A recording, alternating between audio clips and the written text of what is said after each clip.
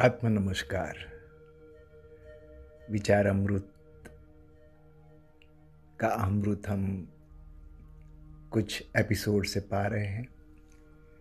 श्री नवीन भाई द्वारा संकलित शैलेश सकपरिया जी ने लिखा हुआ पंचामृत, उसमें भारतीय परंपरा के बेहतरीन ग्रंथों में से चुनिंदा श्लोक से ये एपिसोड हम बना रहे हैं। तो आज फिर से एक बार हम गीता से ही एक श्लोक ले रहे हैं। ये शायद 9वें अध्याय का 22वां श्लोक है। 9वां अध्याय वैसे पूर्णतः कृष्ण को या परम तत्व को मानने के ऊपर है और इसी के इर्द गिर्द बहुत ही सुंदर श्लोकों की रचना है। तो ये जो श्लोक है वो कहते हैं कि जो भक्त अनन्य भाव से निरंतर मेरा चिंतन करता है, निष्काम भाव से भजन करता है, उस भक्त का योग और क्षेम दोनों का मैं ही ध्यान रखता हूँ। कितना बड़ा कमिटमेंट है परम तत्व का हमें। श्रद्धा ये अध्यात्म की पहली कड़ी है और सम्यक श्रद्धा तो पूछो तो मैं कहूँगा कि वो मंजिल भी वही है, क्योंकि आप बहुत करीब पहुँच जाते हो सम्यक श्रद्धा के सहारे। तो चलो आओ इसको थोड़ा सा एक अच्छे एग्जाम्पल से समझते, एक अच्छी स्टोरी। वैसे काफ़ी पॉपुलर स्टोरी है, शायद आपने सुनी भी होगी। डॉक्टर मार्क बहुत बड़े कैंसर स्पेशलिस्ट थे और एक बार वो कॉन्फ्रेंस के लिए कहीं जा रहे थे और कोई टेक्निकल स्नैक की वजह से उनके फ़्लाइट को इमरजेंसी लैंडिंग करनी पड़ी और वो आगे की जर्नी करने में असमर्थ था वो फ्लाइट। तो डॉक्टर मार्क रिसेप्शन पे जाकर आगे की सब इंक्वायरी की। रिसेप्शनिस्ट ने बताया कि आपको जो शहर में कॉन्फ्रेंस के लिए जाना है उसके लिए फ़्लाइट आपको मिल सकती है, लेकिन कम से कम 12 घंटे और लगेंगे। अगर आपको वाकई इमरजेंसी है तो आप एक प्राइवेट कार लेके या फिर सेल्फ ड्राइविंग करके वो प्राइवेट कार से जा सकते हैं। अब वो कॉन्फ्रेंस में जाना ज़रूरी था, तो डॉक्टर मार्क के लिए काफ़ी अपरिचित स्थान था वो, लेकिन फिर भी उन्होंने रेंट अ कार कर ली।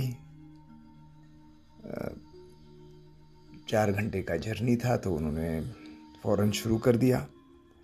देखा जाएगा करके उन्होंने ड्राइव करना शुरू किया।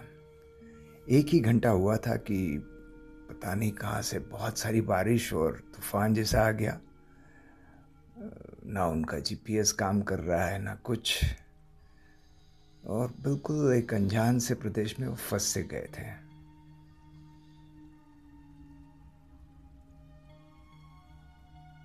करीब करीब 5 से 6 घंटे की ड्राइव हो चुकी थी उसके बाद में भी, और पता ही नहीं चल रहा था कि वो कहाँ पे है, कहाँ पहुँच गए हैं।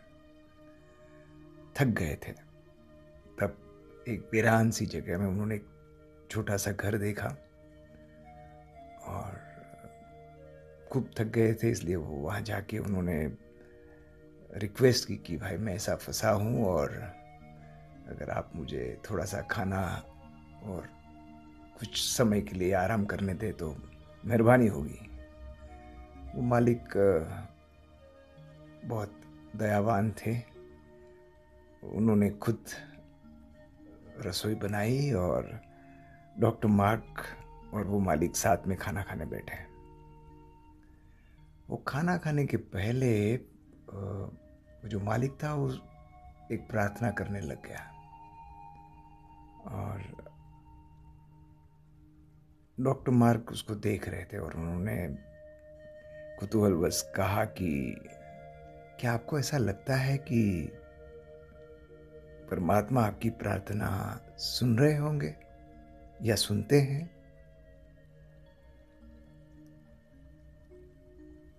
और मालिक ने कहा कि साहब जी, मैं बहुत समय से प्रार्थना कर रहा हूँ, लेकिन आज तक तो मुझे मेरे प्रार्थना का कोई रिस्पॉन्स नहीं मिला है, पर मुझे पूरी श्रद्धा है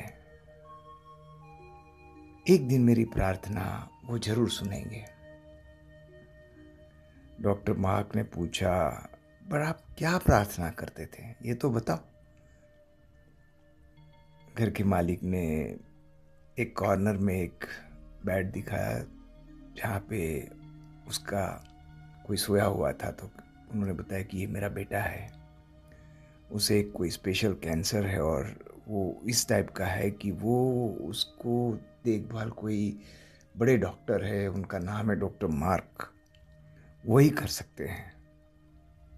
लेकिन मेरे पास वहाँ तक जाने के लिए, उनकी फीस देने के लिए पैसे ही नहीं है। तो मैं तो परमात्मा को यही प्रार्थना करता हूँ कि मुझे डॉक्टर मार्क से मिला दे, कुछ कोई मुझे मदद कर दे उनकी जो फीस है वो पे करने के लिए और जाने आने के लिए, बस इतनी ही मेरी प्रार्थना है। तो डॉक्टर मार्क तो 2 मिनट के लिए कुछ बोल ही नहीं पाए। बाद में डॉक्टर मार्क उसको साथ में लेके गए, उसकी देखभाल की, फीस भी नहीं ली। क्या कमाल का किस्सा है। तो बोधामृत तो यही है कि हमें परमात्मा के ऊपर पूर्ण श्रद्धा रखनी चाहिए और परमात्मा का भजन करना चाहिए। तो सारी जिम्मेदारी परमात्मा खुद उठा लेते हैं। जो अनन्य भाव से परमात्मा की उपासना प्रार्थना करता है, उसका इम्पॉसिबल, अशक्य जैसे लगने वाला काम भी हो जाता है। तो इसका अनुभव अमृत तो यही होगा कि प्रार्थना कोई अंधश्रद्धा नहीं है। वो खाना पीना, बैठना, चलना, ये सब वास्तविक कार्यों से भी ज़्यादा वास्तविक है। ऐसा अगर मैं कहूँ तो ये बिल्कुल अतिशयोक्ति नहीं होगा। प्रार्थना एक ही वास्तविक है, बाकी सारा अवास्तविक है, ऐसा गांधी जी कहते हैं।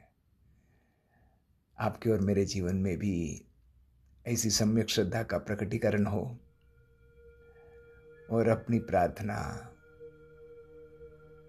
ऐसी हो जो किसी और को काम में आ जाए, तो उससे अच्छा क्या हो सकता है। नासिक से अमित के प्रणाम।